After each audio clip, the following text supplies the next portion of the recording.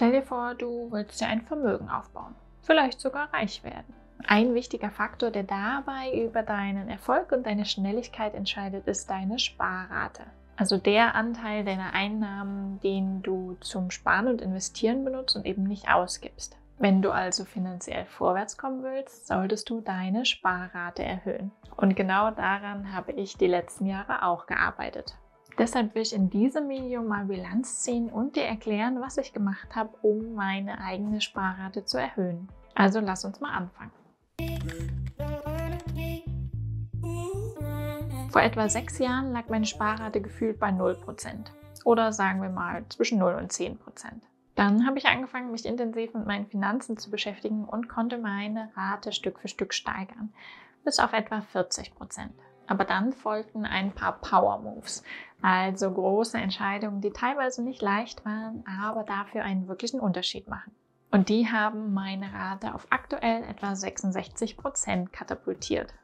Aber wie kommt man denn auf so ein Verhältnis von Einnahmen und Ausgaben? In der Theorie ist es erstmal super einfach. Einnahmen erhöhen, Ausgaben senken, fertig. In der Praxis ist das aber leider deutlich aufwendiger. Natürlich klingen 66% Sparrate erstmal ganz gut. Dahin zu kommen war aber eben nicht einfach. Und es hat auch echt eine Weile gedauert. Aber bevor ich dir erkläre, wie ich dabei vorgegangen bin, müssen wir noch eine wichtige Frage klären. Und die heißt, warum überhaupt der ganze Aufwand? Denn wie bei allen Dingen, die harte Arbeit sind, kommt es auf die Motivation an. Wenn die nicht groß genug ist, sind wir praktisch schon zum Scheitern verurteilt. Die Frage ist also, was hat mich angetrieben? Auch wenn die hohe Sparrate vielleicht danach aussieht, bin ich nicht unbedingt Fan von der Minimalismus- oder Frugalismus-Bewegung. Versteh mich nicht falsch, den Ansatz dahinter finde ich sehr gut. Sich auf die wirklich wichtigen und nötigen Dinge konzentrieren und alles andere weglassen, um mehr Geld und mehr Freiheit zu haben. Das klingt ja erstmal ziemlich klug, aber so richtig begeistert mich das leider nicht. Ich wünsche, es wäre so, es würde einige Dinge einfacher machen. Aber ich muss gestehen, dass ich mich dafür von materiellen Dingen oft zu sehr angezogen fühle. Meine Motivation ist deswegen sogar fast rein materialistisch. Denn mein Traum ist es, ein großes, schickes Haus mit Pool und Flamingo-Schwimmtier zu haben. Insbesondere als Teil meiner Altersvorsorge. Und weil ich Architektur und Design liebe und mich austoben möchte. Jetzt, wo das mit der Motivation geklärt ist, schauen wir uns doch mal an, wie das mit der Sparrate ablief. Wir erinnern uns, in der Theorie ganz einfach, Einnahmen erhöhen, Ausgaben senken, fertig. Schauen wir uns doch mal an, wie das praktisch aussah. Um meine Einnahmen zu erhöhen, waren im Grunde 3 Dinge besonders wichtig. Nummer 1, Masterstudium und Online-Kurse. Ich habe eine ganze Zeit lang Teilzeit gearbeitet, um eben neben dem Job Zeit für mein Masterstudium zu haben. Als ich den Abschluss in der Tasche hatte, hat das nicht nur meinen Wert als Arbeitnehmer erhöht, sondern mir eben auch die Möglichkeit geboten, dann endlich Vollzeit zu arbeiten. Und das hat sich natürlich deutlich auf meine Einnahmen ausgewirkt. Zusätzlich zum Studium habe ich Online-Kurse auf Plattformen wie Udemy genutzt, um eben in Gehaltsverhandlungen noch eine bessere Verhandlungsbasis zu haben. Als zweites war wichtig, dass ich mein passives Einkommen aufgebaut habe. So habe ich mir nach und nach viele verschiedene Quellen aufgebaut, die mir eben zusätzliches Einkommen bringen. Ich wusste anfangs nicht, welche davon wirklich funktionieren und habe ziemlich viele ausgetestet. Manche davon bringen in Summe nur 10 Euro im Jahr, andere davon 100 Euro im Monat.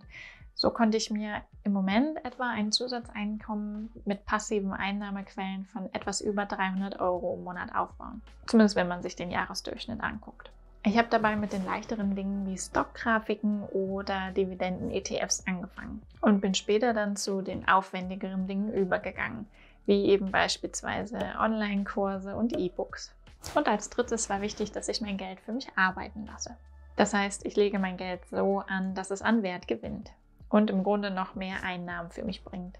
Das bringt mir zwar jetzt Monat für Monat nicht direkt etwas, aber später kann ich mir beispielsweise Kursgewinne auszahlen lassen und habe damit eben noch mehr Einkommen. Das heißt, neben den Dingen, die auf passive Einnahmen ausgelegt sind, also beispielsweise Dividenden-ETFs, habe ich eben auch in Dinge investiert, die auf Wertwachstum ausgelegt sind. Ein paar Beispiele sind Technologiefonds und ETFs, P2P-Investments oder andere Branchen-ETFs. Damit landet eben nicht direkt mehr Geld auf meinem Konto, aber wie gesagt, irgendwann kann ich mir die Gewinne auszahlen lassen. Übrigens, wenn dir das Video bisher gefallen hat, dann ist es deine Erinnerung, nach dem Video ein Like und ein Abo dazulassen. Kostet dich nichts, hilft mir aber immens. Wenn du das schon getan hast, dann darfst du dich gelobt fühlen. Das ist sehr vorbildlich. Kommen wir also zum zweiten Teil, den Ausgaben. Auch hier gab es im Grunde 3 Dinge, die wirklich einen Unterschied gemacht haben. Nummer 1 heißt aufs Land ziehen.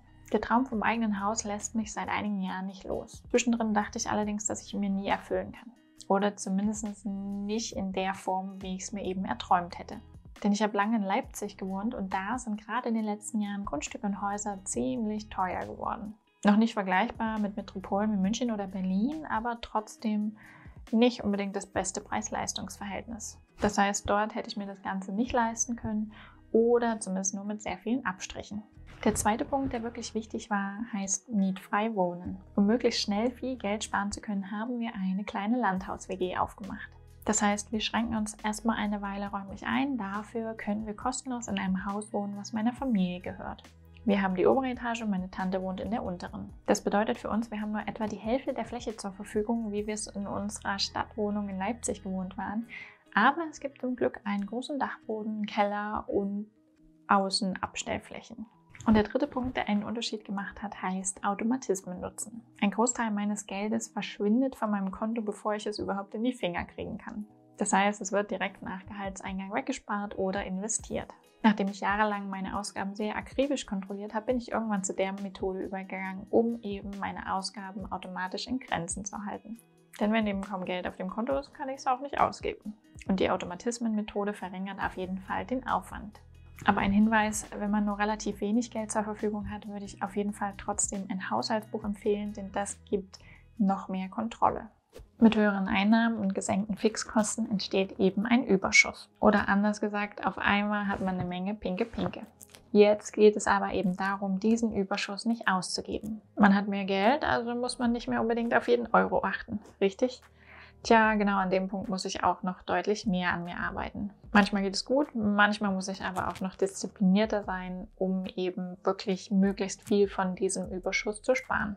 Aber hier helfen mir zum Glück auch meine Automatismen. Das heißt, ich habe zum Beispiel meine Sparpläne für ETFs oder generell aufs Sparkonto und für meine P2P-Investments angepasst, sodass eben der Überschuss möglichst schnell woanders landet und ich den eben nicht mehr in meinem Zugriff habe. Die hohe Sparrate gibt es allerdings auch erst seit ein paar Monaten. Die braucht nun also ein bisschen Zeit, damit daraus auch wirklich ein Vermögen werden kann. Aber zumindest wird es von Monat zu Monat besser.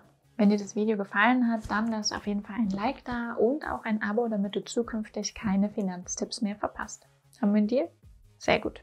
Dann bis zum nächsten Mal.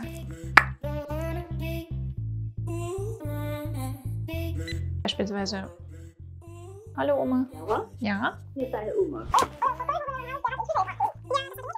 Ja, was soll ich heute spielen? Ich nehme gerade Videos auf. Oh nein, dann muss ich doch was. Das ist gut. Dann machst du.